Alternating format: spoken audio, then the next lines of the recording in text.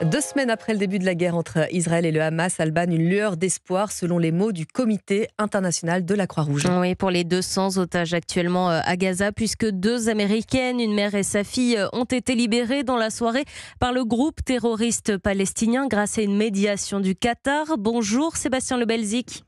Oui, bonjour Alban, bonjour à tous. Vous êtes en direct de Tel Aviv pour Europe 1 ce matin et si les libérations d'otages débutent, Sébastien, est-ce que ça veut dire que l'offensive terrestre de Tsahal, l'armée israélienne dont on parle depuis plusieurs jours sur le nord de Gaza, est imminente ?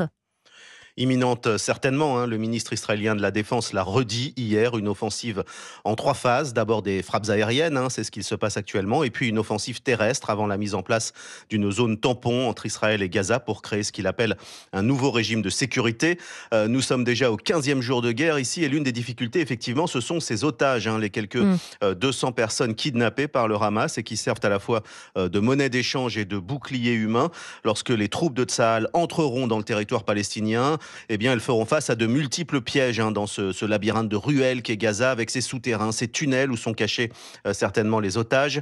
C'est pourquoi, effectivement, les négociations s'accélèrent, notamment pour libérer les otages étrangers, grâce à la médiation des pays voisins comme le Qatar.